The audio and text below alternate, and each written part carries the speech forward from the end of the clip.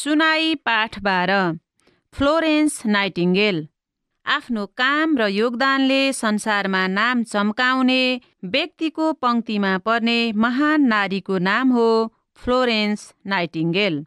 Florence नाइटिङ्गेलको जन्म सन् 1820 मे 12 इटालीमा बुबा विलियम एडवर्ड नाइटिङ्गेल र आमा फेनी स्मिथ नाइटिङ्गेलको सुपुत्रीका रूपमा भएको थियो।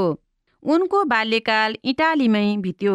सानै उमेरमा उनले बुबासँग भाषा, गणित, इतिहास र दर्शनको अध्ययन गर्न पाइन्। नाइटिङ्गेल उदार हृदय भएकी, भावुक र मानवीय सदाचारकी प्रतिमूर्ति थिइन्।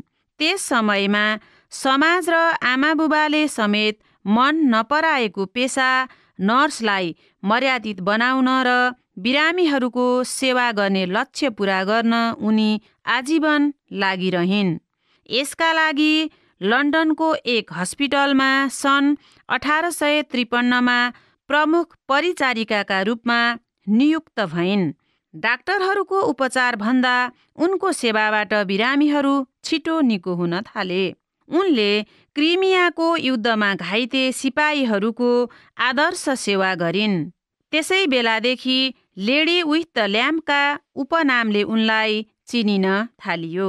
बढी सेवाका कारण आफ्नो आँखा गुमाउनु परे पनि आजीवन विवाह नगरी मानव सेवामा नाइटिङ्गेल लागिरहिन्। सेवा नै ठूलो धर्म हो भन्ने भावनाले प्रेरित नाइटिङ्गेल बेलायतका महिलाकी मात्र नभएर संसारकै मानिसकी प्रेरणाकी स्रोत हुन्। मानिस जन्मले होइन, कर्मले चिनिनुपर्छ।